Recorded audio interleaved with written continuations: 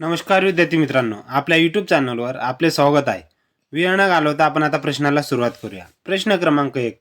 वस्तूचा अंगाचा गुणधर्म म्हणजेच भाव व्यक्त करणाऱ्या नामाला टिंबटिंब म्हणतात. वस्तूचा अंगाचा गुणधर्म म्हणजेच भाव व्यक्त करणाऱ्या नामाला भाववाचक नाम म्हणतात मित्रांनो. म्हणजेच पर्याय क्रमांक 1 आपले उत्तर आहे भाववाचक नाम. वस्तूचा अंगाचा गुणधर्म म्हणजेच भाव व्यक्त करणाऱ्या नामाला भाववाचक नाम म्हणतात मित्रांनो, एवढं लक्षात ठेवा. प्रश्न क्रमांक 2. मनात मांडे खाणे या वाक्य प्रचाराचा योग्य अर्थ कोणता? मनात मांडे खाणे म्हणजे मित्रांनो मनोराज्य करणे. म्हणजे पर्याय क्रमांक 2 आपले उत्तर मित्रांनो मनोराज्य करणे. मनात मांडे खाणे म्हणजे मनोराज्य करणे होय, एवढे लक्षात ठेवा मित्रांनो. प्रश्न क्रमांक 3. एक शब्द लिहा. देवापुढे सतत तेवत असणारा दिवा. देवापुढे सतत तेवत असणारा दिवा म्हणजे काय मित्रांनो, तर नंदादीप. म्हणजे पर्याय क्रमांक 3 आपले उत्तर आहे नंदादीप. मित्रांनो, नंदादीप म्हणजे देवापुढे सतत तेवत असणारा दिवा होय मित्रांनो, एवढे लक्षात ठेवा. प्रश्न क्रमांक 4. सलील या शब्दाला समानार्थी ओळखा. मित्रांनो, सलील या शब्दाला समानार्थी कोणता शब्द आहे? तर पाणी. म्हणजेच पर्याय क्रमांक 4 आपले उत्तर आहे पाणी.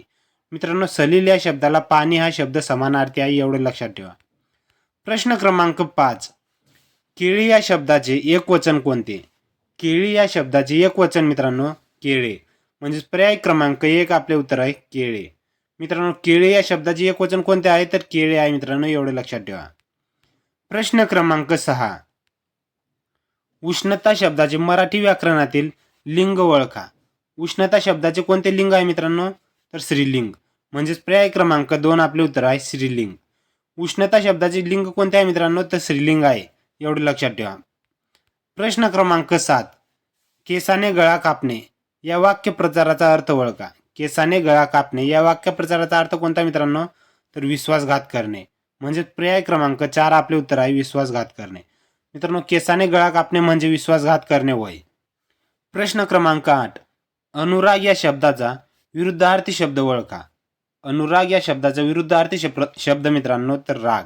म्हणजे पर्याय क्रमांक 3 आपले उत्तर आहे राग. मित्रांनो, अनुराग या शब्दाचा विरुद्धार्थी शब्द कोणता आहे? तर राग हा अनुराग या शब्दाचा विरुद्धार्थी शब्द होय मित्रांनो. प्रश्न क्रमांक 9. सहसा या शब्दाचे अनेकवचनी रूप ओळखा. मित्रांनो, सहसा या शब्दाचे अनेकवचनी रूप कोणते आहे? तर सशी. म्हणजे पर्याय क्रमांक 2 आपले उत्तर आहे मित्रांनो सशी.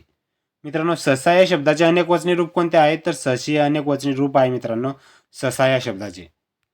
प्रश्न क्रमांक 10. कजाग या शब्दाचा विरुद्धार्थी शब्द सांगा. कजाग या शब्दाचा विरुद्धार्थी शब्द कोणता आहे मित्रांनो? तर प्रेमळ. म्हणजे पर्याय क्रमांक 2 आपले उत्तर आहे मित्रांनो प्रेमळ. मित्रांनो, प्रेमळ या शब्दाचे विरुद्धार्थी शब्द सांगितलं तर कजाग हे होय मित्रांनो. प्रश्न क्रमांक 11. प्रथमा, द्वितीया, तृतीया आणि चतुर्थी हे कशाचे प्रकार आहेत? प्रथमा, द्वितीया, तृतीया आणि चतुर्थी हे विभक्तीचे प्रकार आहे मित्रांनो. म्हणजे पर्याय क्रमांक 1 आपले उत्तर आहे मित्रांनो विभक्ती. प्रश्न क्रमांक 12. समूहदर्शक शब्द शोधा. फुलझाडांचा ताटवा. मित्रांनो, फुलझाडांचा काय असतो मित्रांनो? तर ताटवा असतो. म्हणजे पर्याय क्रमांक 3 आपले उत्तर आहे ताटवा. प्रश्न क्रमांक 13. शब्दांचा जाती किती आहेत? शब्दांचा जाती किती आहेत मित्रांनो? तर 8. म्हणजे पर्याय क्रमांक 4 आपले उत्तर आहे मित्रांनो 8. प्रश्न क्रमांक 14. भाषेचा अलंकारांचे मुख्य प्रकार किती आहेत? भाषेचा अलंकाराचे मुख्य प्रकार किती आहेत मित्रांनो? तर 2. म्हणजे पर्याय क्रमांक 4 आपले उत्तर आहे मित्रांनो 2. प्रश्न क्रमांक 15. केश या शब्दाचा समानार्थी शब्द शोधा. केश या शब्दाचा समानार्थी शब्द शोधा.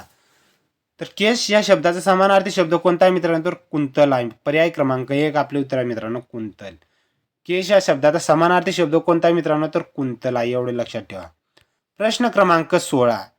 पागा हा शब्दाचा अर्थ स्पष्ट करणारा शब्द शोधा. पागा हा शब्दाचा अर्थ स्पष्ट करणारे शब्द मित्रांनो तर घोड्यांना ठेवण्याची जागा.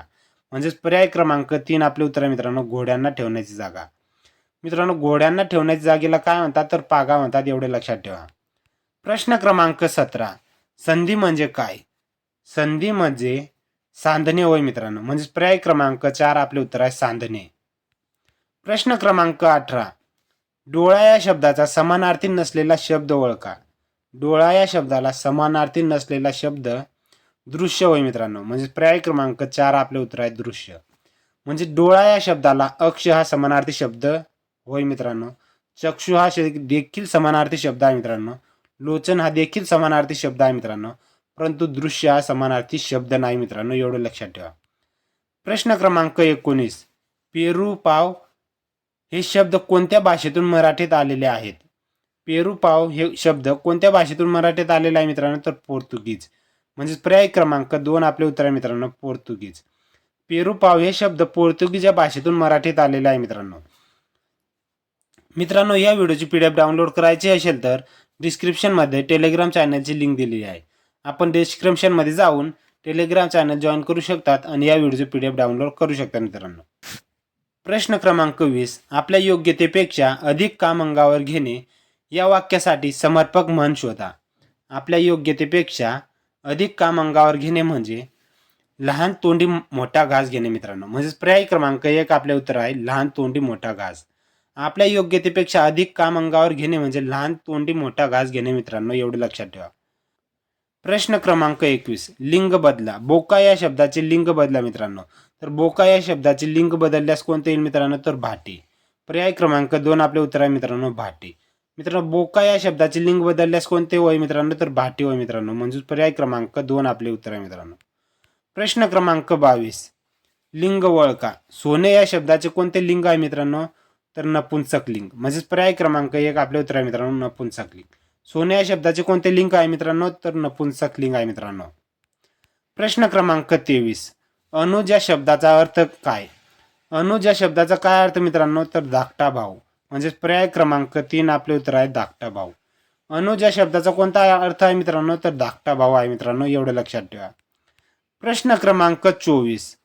आच लागणे या वाक्यप्रचाराचा अर्थ ओळखा.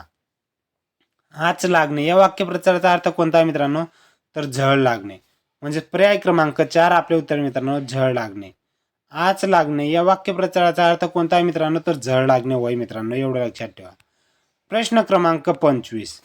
मिलिंद या शब्दाला समानार्थी नसणारा शब्द कोणता? मिलिंद या शब्दाला समानार्थी नसणारा शब्द कोणता आहे मित्रांनो? तर अभि. म्हणजे पर्याय क्रमांक 2 आपले उत्तर आहे मित्रांनो, अभि. मित्रांनो, मिलिंद या शब्दाला समानार्थी नसणारा शब्द अभि होय मित्रांनो.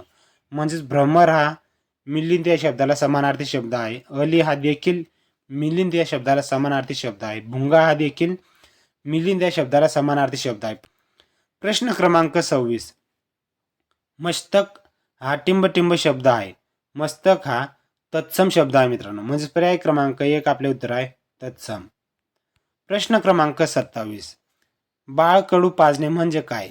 बाळ कडू पाजणे म्हणजे बालमनावर संस्कार करणे. म्हणजे पर्याय क्रमांक 3 आपले उत्तर आहे बालमनावर संस्कार करणे. मित्रांनो, बाळ कडू पाजणे म्हणजे बालमनावर संस्कार करणे होय मित्रांनो. प्रश्न क्रमांक 28. मृत्यूवर विजय मिळविणारा. मृत्यूवर विजय मिळवणारा म्हणजे मृत्युंजय होय. म्हणजे पर्याय क्रमांक 2 आपले उत्तर आहे मित्रांनो, मृत्युंजय. मृत्यूवर विजय मिळवणारा म्हणजे मृत्युंजय होय मित्रांनो, एवढे लक्षात ठेवा.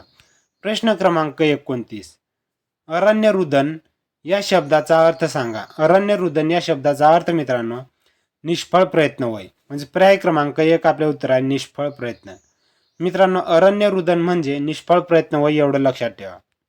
प्रश्न क्रमांक 30. तीक्ष्ण या शब्दाचा योग्य विरुद्धार्थी शब्द कोणता? तीक्ष्ण या शब्दाचा योग्य विरुद्धार्थी शब्द कोणता आहे मित्रांनो? तर बोथट. म्हणजे पर्याय क्रमांक 3 आपले उत्तर आहे मित्रांनो, बोथट. मित्रांनो, तीक्ष्ण या शब्दाचा विरुद्धार्थी शब्द कोणता आहे? तर बोथट हे आहे मित्रांनो, एवढे लक्षात ठेवा.